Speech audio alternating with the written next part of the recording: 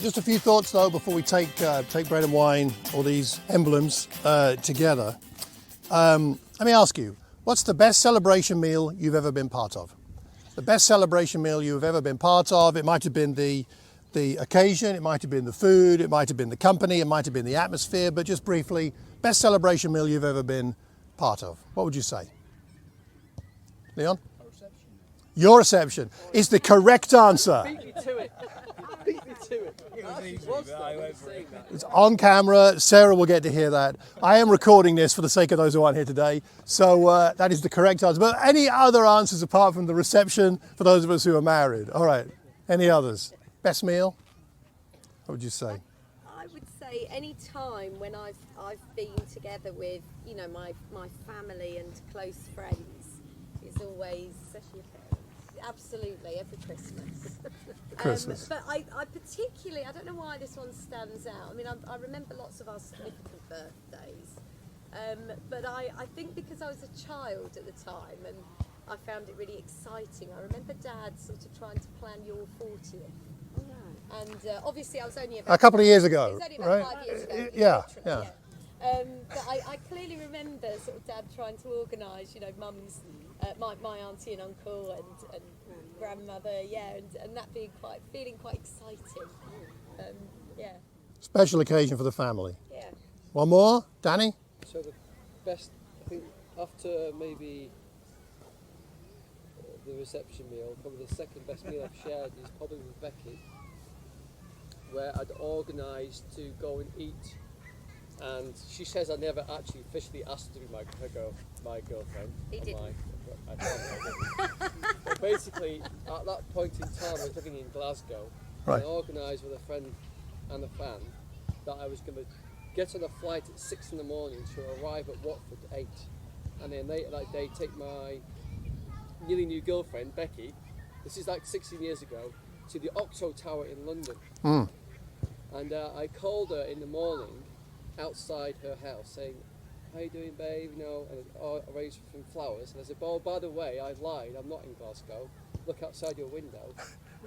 And I was there, and I basically organised a whole day for us to go to the Oxo Tower for a meal, and it was just the most romantic time. Wow. Wow, Dan. Setting new standards. And I didn't know about the Oxford Tower because my first official date with Sarah was at the Oxford Tower. the Oxo Tower. Really? Wow, there must be something about it. I don't even remember what I Must be a ate. Woodhead thing, right? You're not supposed to remember what you ate. You're supposed to remember who you ate with. Yes, exactly. I think that's kind of the point. Special meals, we remember them, right? When it's, whatever the reason is that it's special, that's what we hold on to. I think tonight after the football, England fans are certainly hoping that we can celebrate, perhaps with some good food. I don't know, but we'll see. What I'd like to talk about today is altars and tables. All right, so describe to me an altar. How would you describe an altar? What is an altar? What's it like? What's it smell like? What does it look like? What's going on an altar? Tell me about an altar. A high table made of, could be made of wood. Imagine this is an altar for a minute. What else? What's happening on an altar? Sacrifice, which means fire. I always think It's about time. Yeah. Sorry? blood.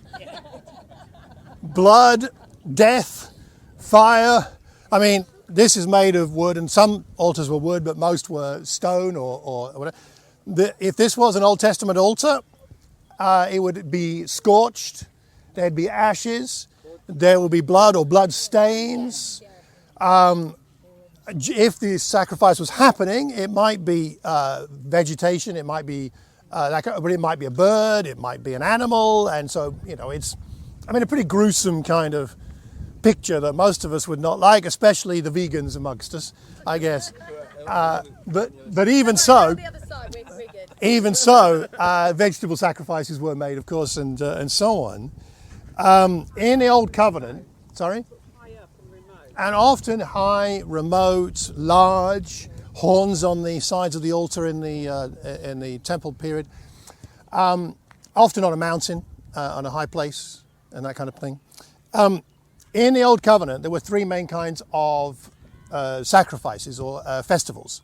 And there was more than 3 festivals, but they were of 3 types. One was a sin offering, or a festival for that. One was a fellowship offering, and one was a thanksgiving offering. So 3 different kinds of sacrifices: sin sacrifices, thanksgiving sacrifices, and fellowship sacrifices. And the fellowship offering was the one where you brought your sacrifice and you could eat some of it. So the other sacrifices, like the sin offering, the priests could eat some of it, but you didn't get to eat. But there were fellowship sacrifices and festivals where you got to eat some of your produce. So you'd bring it along, the priest would get some, but you'd get the rest. And where would you eat this sacrifice? Where would you eat this leftover from the actual sacrifice? You'd eat it round the altar. The reason why there are so many animals sometimes sacrificed in the Old Testament when there's a big festival is not because God wanted a lot of animals, it's because they had a lot of people to feed. If you're going to sacrifice an 800-pound bull, you're going to need a lot of people to eat it with you. Yeah. So those were only for very big events. So it was a feast. The Thanksgiving festivals were a feast, and you ate together. Like in Deuteronomy 12, verse 27, present your burnt offerings on the altar of the Lord your God, both the meat and the blood.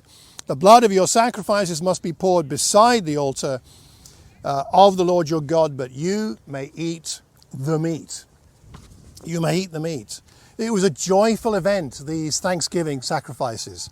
Deuteronomy 27, build the altar, field stones, offer your burnt offerings on it to the Lord your God, sacrifice fellowship offerings there, eating them and rejoicing, and this is the key phrase, in the presence of the Lord.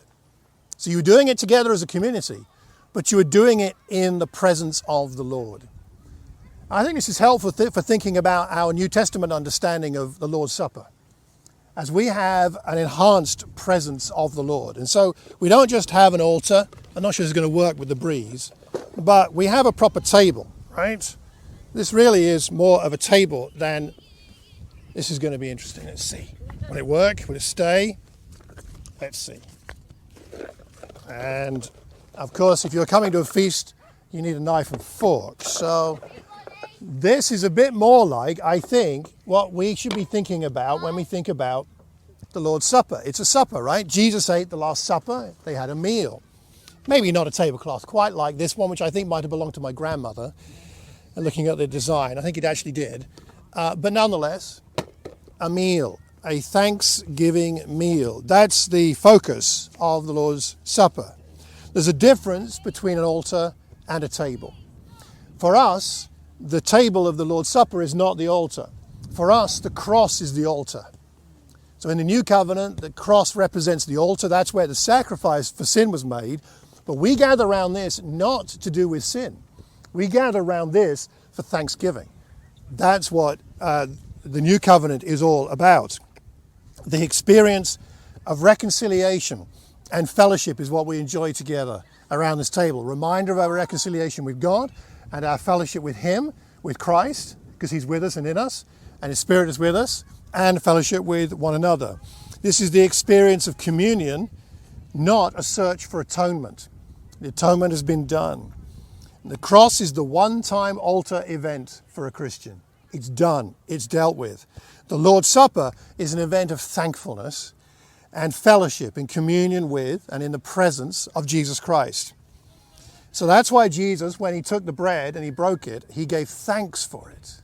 It says He gave thanks in Luke 22. He broke it. This is my body given for you. Do this in remembrance of me. And it says in the same way He took the cup and He gave thanks for the cup. And said, this is the blood of the new covenant poured out for you so that we have fellowship around a table. Communion is with Him and with one another in celebration and thankfulness. And so I'd like to ask us to do personally is take a moment, and then someone can pray for us, to think about what you're most thankful for and what Jesus has done for you. What are you most thankful for? As you think about the bread and the wine, this table of thankfulness, what's perhaps something you are most thankful for? Maybe meditate on that for a moment. Think about that. Because of the altar cross, we now have the fellowship table. and Christ is with us, what is it that we're most thankful for before we take some bread and wine? I'm going to leave these here. Just come up and grab one when you want to. When you're ready, come and take one of these. You just peel the top back for the wafer, and then the juice is inside there. So I'm going to take myself away. Let's spend some time thinking about thankfulness.